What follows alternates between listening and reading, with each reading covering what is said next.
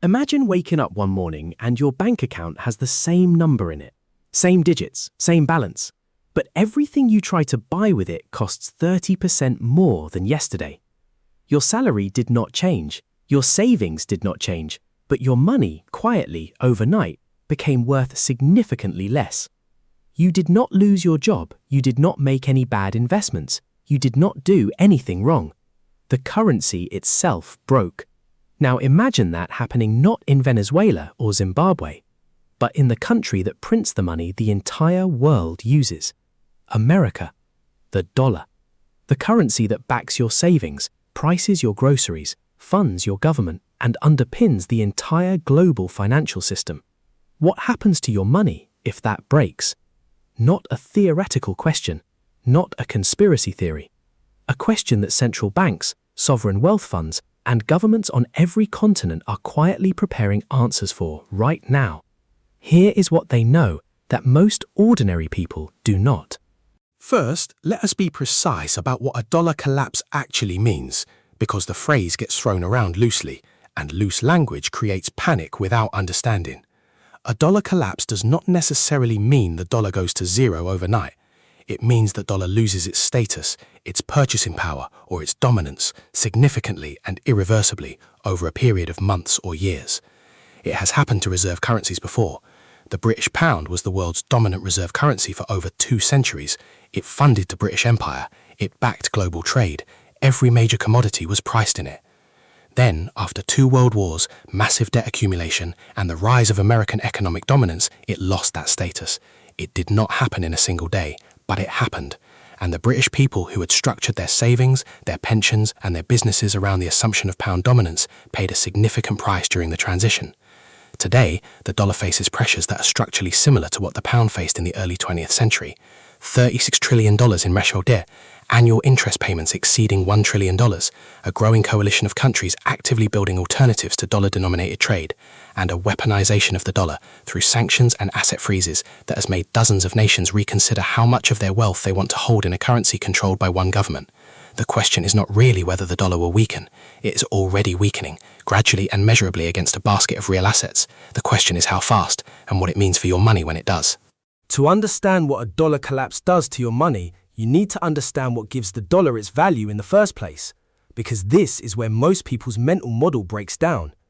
Most people think the dollar is valuable because the American economy is strong. That is part of it. But the deeper reason, the structural reason, is something called reserve currency status. Here is the simple version. Every country on Earth needs to buy things from other countries. Oil, technology, food, raw materials, industrial equipment.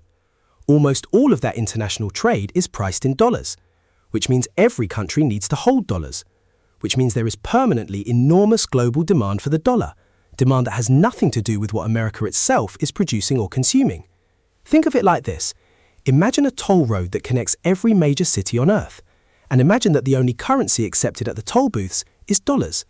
Every driver on Earth needs dollars just to travel. That is the dollar's position in global trade.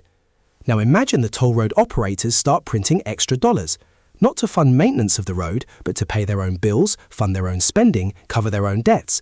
The drivers still need dollars to travel, so they absorb the extra supply. The inflation gets spread across the entire global economy rather than concentrating in America. This is the exorbitant privilege. America can print money and export the inflation. Everyone else absorbs it. Now here is what happens when that privilege erodes. If countries start trading in other currencies, yuan, euros, rubles, a new BRICS basket, the global demand for dollars falls. Those excess dollars start coming home. Supply of dollars rises, demand for dollars falls. The dollar weakens. And when the dollar weakens, everything priced in dollars gets more expensive for Americans. Oil, food, electronics, clothing, cars. Your purchasing power, measured in what your dollars can actually buy, falls. Not because your bank account changed, but because the value of what is in your bank account changed. That is a dollar collapse in practical terms. Not a number going to zero, purchasing power draining away, quietly, persistently, unstoppably. Here is where the story gets urgent, because the conditions for a dollar decline are not theoretical future risks. They are present realities already in motion.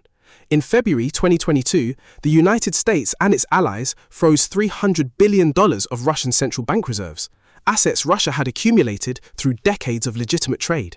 Simply frozen, inaccessible. From Washington's perspective, a powerful financial weapon deployed against an aggressor. From the perspective of every other central bank on Earth, a revelation. If America can freeze Russia's reserves, it can freeze anyone's. Dollar reserves are not neutral financial assets, they are political hostages. The response was immediate and practical.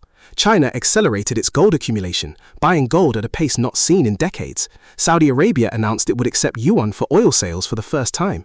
Brazil and China began settling bilateral trade directly in their own currencies, bypassing the dollar entirely. India started purchasing Russian oil in rubles and rupees. The BRICS nations, Brazil, Russia, India, China, South Africa, and their expanding membership began formal discussions about a shared alternative to the dollar for international trade. None of this made major headlines in Western media. But in the treasuries and central banks of nations representing over half the world's population, it was treated as a strategic priority. Then came the debt problem. America's national debt crossed $30 trillion in 2022. It crossed $36 trillion in 2024. At current interest rates, the annual interest payment on that debt now exceeds $1 trillion per year. $1 trillion every single year just to service existing debt. That is more than America spends on its entire military budget. And the trajectory is getting worse, not better. The Congressional Budget Office projects that within a decade, debt interest payments could consume more than 20 cents of every tax dollar collected, before a single dollar is spent on defense, healthcare, infrastructure, or education. At some point, and economists genuinely disagree on when, the market's confidence in America's ability to service that debt will waver. And when that confidence wavers, the dollar weakens fast. So, practically, what does this mean for your money? Let us go through it category by category. Cash savings. This is the most directly exposed. If the dollar weakens significantly, the purchasing power of every dollar sitting in your savings account falls proportionately. You do not lose the number, you lose what the number can buy. A 20% dollar decline means your $10,000 savings account effectively becomes worth $8,000 in real purchasing power, even though the screen still shows $10,000. Wages and salaries. If you earn in dollars and spend in dollars, a gradual decline is partially masked in daily life. But imported goods get more expensive immediately. Electronics, clothing, fuel, food that contains imported components all rise in price. Your salary's real purchasing power falls without your employer changing a single number on your payslip. Debt. Here is the counterintuitive one.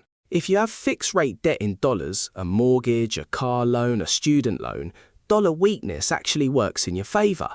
You repay the debt in future dollars that are worth less than the dollars you borrowed.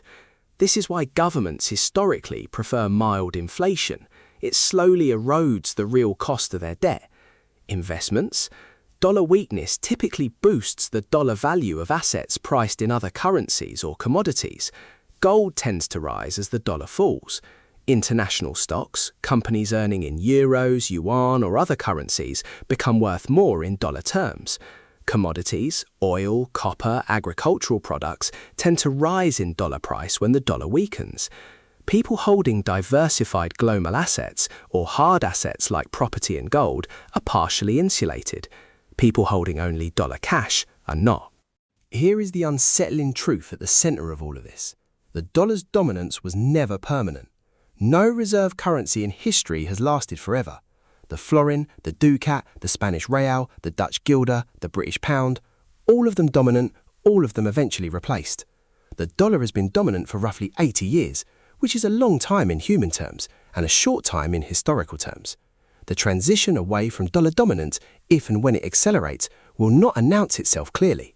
It will look like persistent inflation, like rising import prices, like a slowly weakening exchange rate, like government borrowing becoming gradually more expensive, all things that are already happening. The people who will navigate it best are not the ones predicting the exact date of collapse. They are the ones who stopped treating the dollar as a permanent store of value and started thinking about holding real assets, diversified currencies, things that retain value when paper money does not. Not out of panic, but out of the same calm pragmatism that every central bank on earth is quietly applying right now. They are buying gold, they are diversifying reserves, they are building alternative payment systems. They are doing at an institutional scale exactly what informed individuals should consider doing at a personal scale. The question is whether you hear that message before or after the transition becomes obvious. By the time it is obvious, it is usually too late to act cheaply.